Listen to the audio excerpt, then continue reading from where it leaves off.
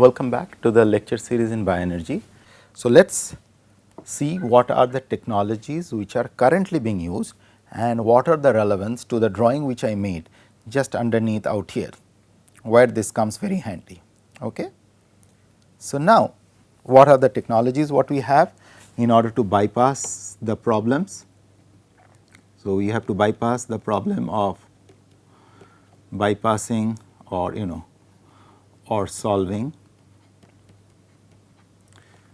thermal problem, solving the problem of thermal stability, thermal instability and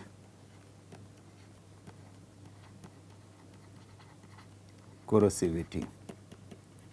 So, one of the ways, so you get a bio oil, okay. You have two routes. You can hydrogenate it, okay, hydrogenating. So, what is meant by hydrogenating? Hydrogenating is the process where you are adding hydrogen to it. By adding hydrogen, you are ensuring you are enriching it into a much more reduced condition. You are getting rid of as much oxygen as possible and you are reducing it further, all these different hydrocarbons to further reduction process. Okay. So, essentially out here what you are doing is you are adding hydrogen by hydrogenating, and the liquid which is formed, liquids which are formed are gone for the refining, further refining, and what you get out of this hydrogenation are products like naphtha and diesel. We will come later about these products, okay? Naphtha and diesel. The other route what is being followed is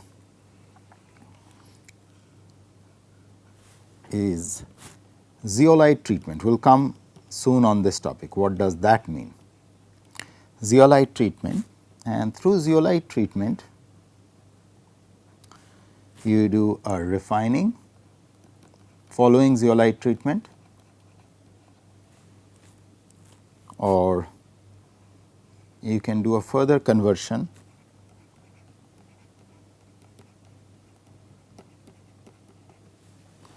in the form of to make olefinic gases, or once again olefinic gases, okay. And what you get out of this is you get high octane gasoline,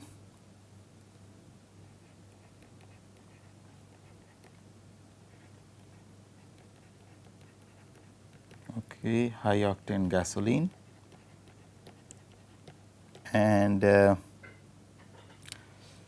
you get fuel oils. And this process of zeolite, so you can basically classify them into two groups. So, if I had to summarize this picture or this flow chart, so you have the bio oil, and what you are essentially doing is you are removing oxygen as well as you are doing it by hydrogenation, and you are doing one more process, you are doing removal of alkali metals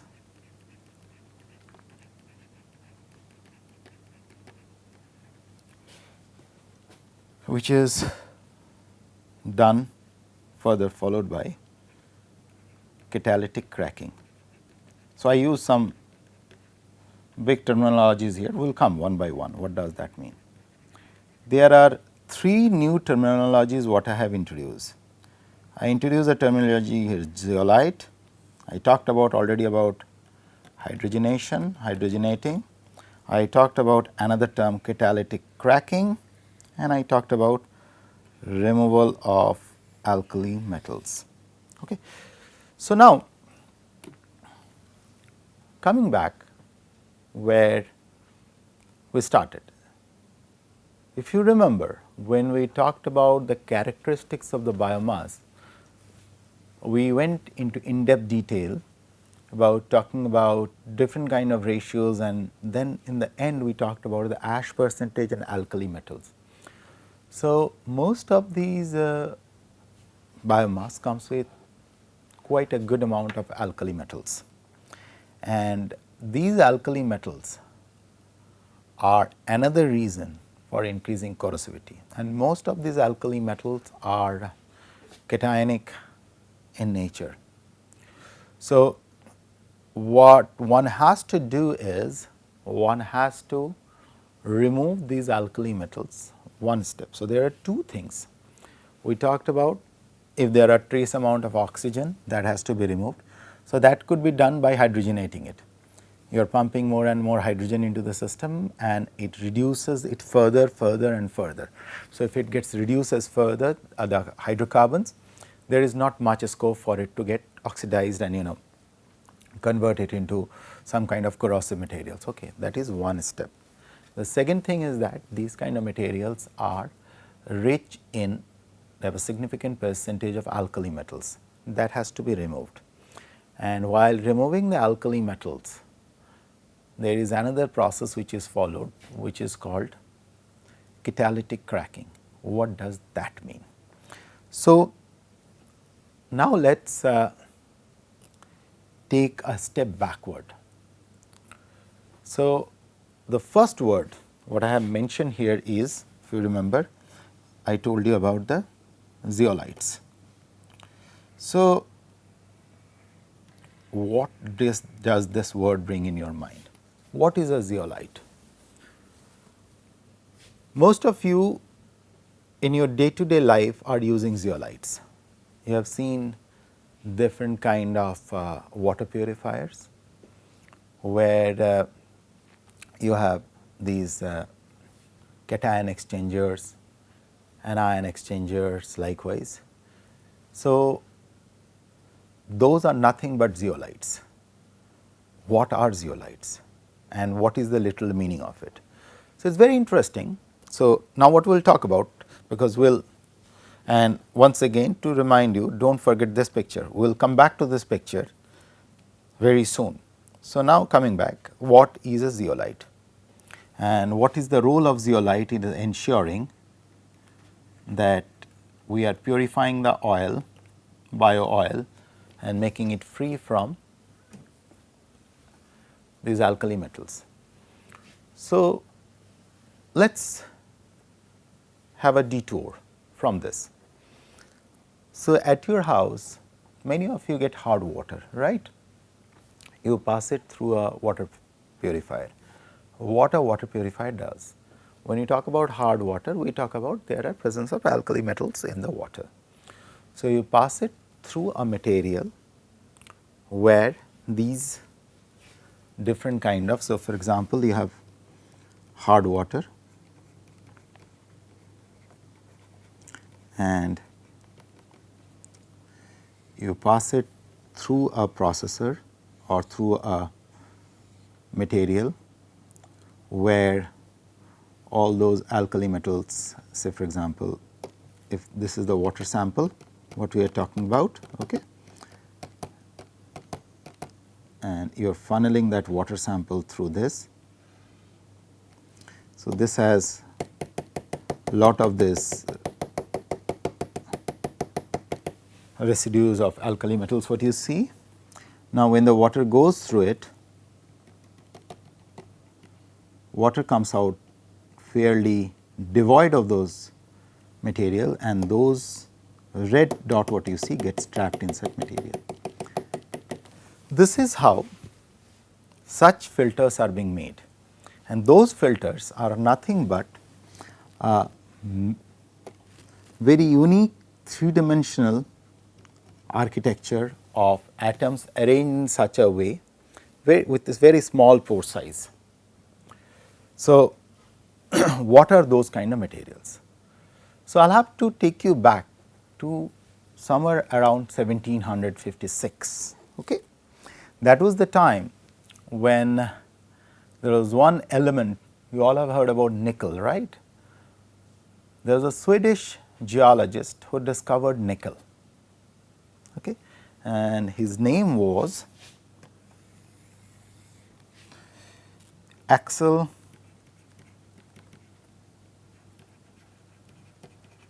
Cronstedt.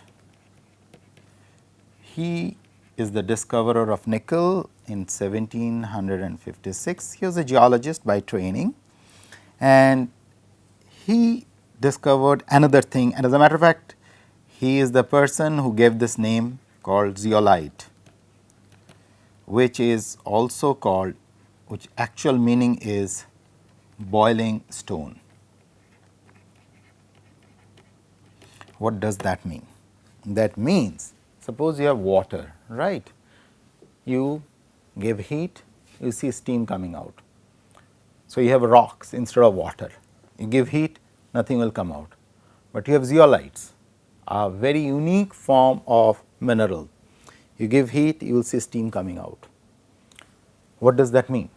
It means there are materials which have formed on the earth crust far below, which traps significant amount of water molecules, and those water molecules, if you could pull out such materials or such minerals and just start giving heat to them, you will see water coming out of it. Having said this, I bring your attention to the picture what I drew out here. You see this rock, you remember? And I told you that it has lot of such cavities. Of course, I told you those cavities are filled with oil in the oil field, but there could be such material which could be filled with water also. So, there are such materials on the earth crust which deep underneath, which could trap a lot of water molecules in them.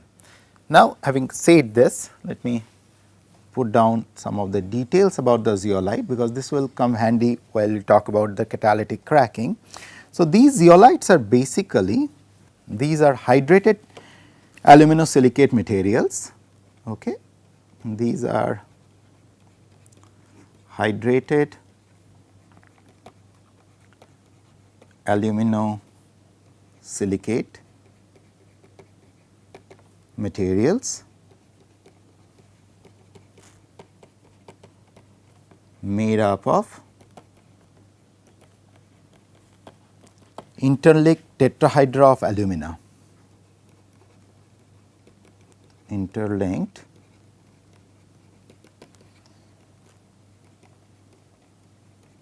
tetrahedra of alumina, or AlO4, okay, and silica, which is very abundant on earth crust, SiO4. Okay. In simpler words, if I have to put it,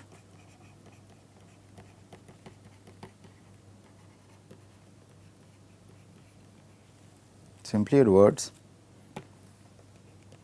they are, first point, they are solid with relatively open three-dimensional crystal structure, with relatively open 3D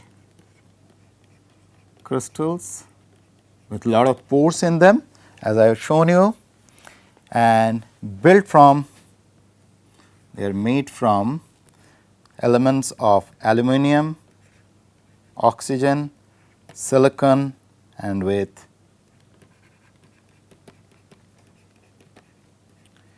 alkali and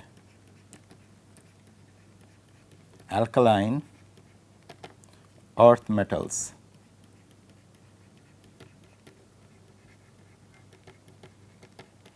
Such as sodium, potassium, magnesium, plus water molecules trapped in that such a structure. So, if you kind of try to visualize it, it will be more like something like this.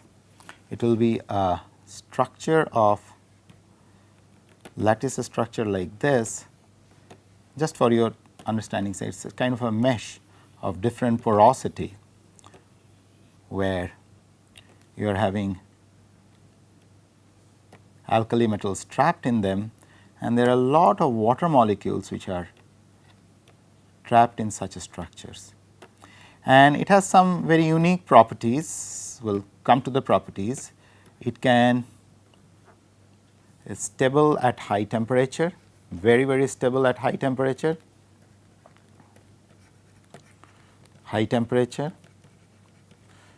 approximately 1000 degrees centigrade, nothing is going to happen. These are stable at high pressure, and they can trap several cations. Cations could get trapped in that such. So, as a matter of fact, such material could be used as cation exchanger, and this is one property which is very widely exploited for making water purification with it. They can bind to a series of radioactive material. So, this is for water purification.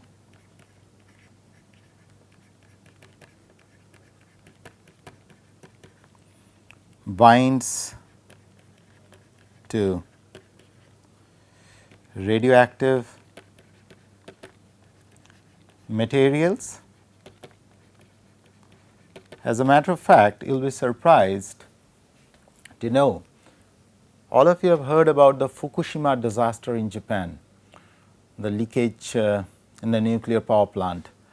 So, in and around Fukushima region, the farmers in the field, in the paddy field, they use different kind of zeolites in order to trap the radioactive materials which got leaked out and contaminated the soil.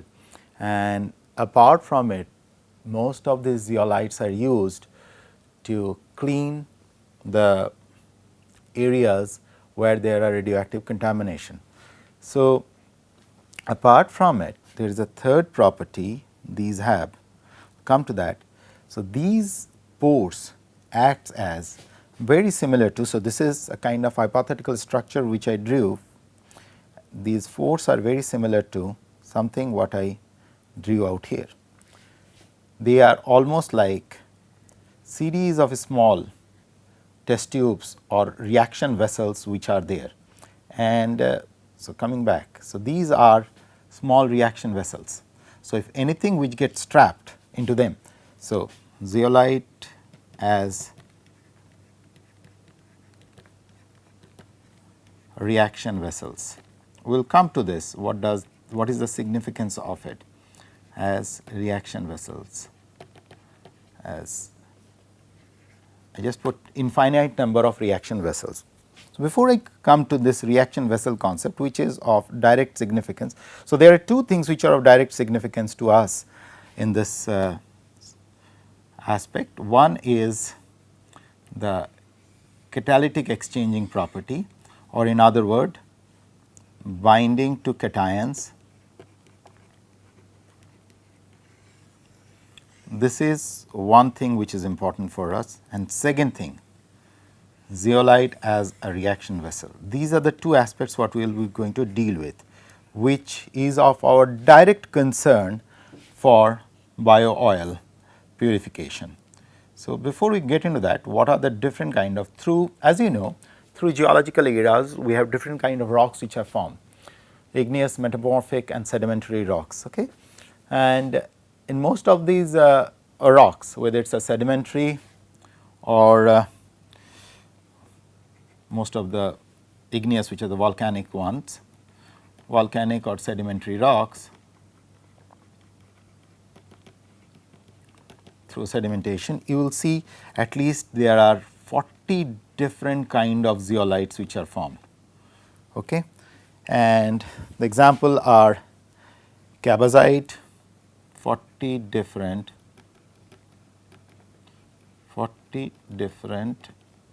natural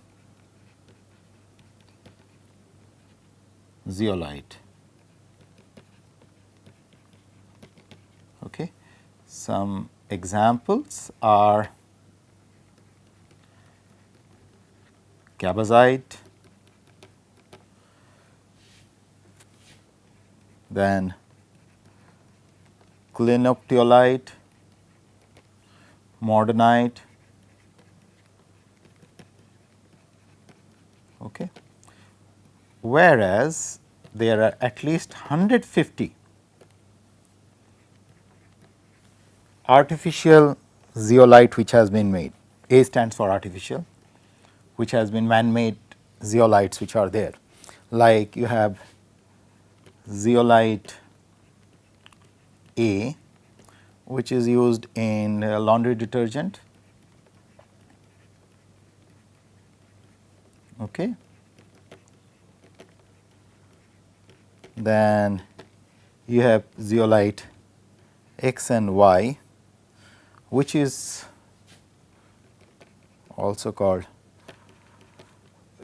phogosites, which is used for catalytic cracking. We will come to this, what is this catalytic cracking is all about. Then you have ZSM5, these are all which is used in the petroleum industry.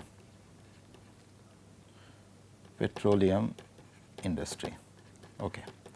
Now, having giving you a brief idea about zeolites, it's a vast subject.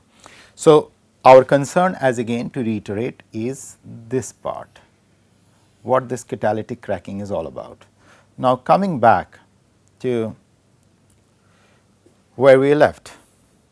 So, now we know what is a zeolite. Now, these zeolites are being used for removal of the alkali metals. We have talked about it. So, they have cation exchanging ability and they could be used for removal of the different kind of materials, different kind of alkali metals which are present there. Second is the last one is the catalytic cracking.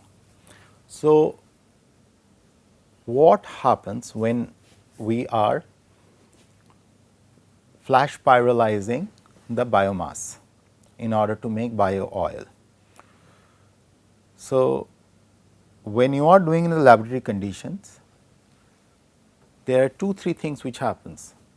One is there is still some oxygen left out there. So, that could be removed by a hydrogenation process, what you have already talked. There will be a series of alkali metals which are present there, which along with residual oxygen and likewise will create a lot of problems, will form corrosion, will form deposits, scaling on in the engine, which will damage the engine. So, those could be removed by passing the oil, bio oil, through a zeolite, but that zeolite does something more. As I have told you that zeolite has 3 or 4 very unique properties. If you remember where we talked about the zeolite here, you come back to this, so see, they are stable at high temperature. This is one critical property. They are stable at high pressure. This is the second property. In other words, this particular stuff is a very good matrix for a reaction to happen, because you can do any kind of reaction at a high temperature and high pressure. So, one of the challenges what these through flash pyrolysis, the problem which is being faced by us is there are a lot of hydrocarbons which remain in a long chains. So, now what is being done, these long chain hydrocarbons, when they are moved through the zeolite, they get trapped into these small pockets, which are, as I told you, they are like that picture what I showed you last class, as if, say for example, you have the oil, you are pushing it through this and they are getting trapped into these lot of these test tubes. Okay. And now you are having a high temperature, you are giving it because they are stable at high temperature. Okay. Now, out here what is happening, what you are deriving out of it is in those small vessels, those long chain hydrocarbon gets broken down into fragments.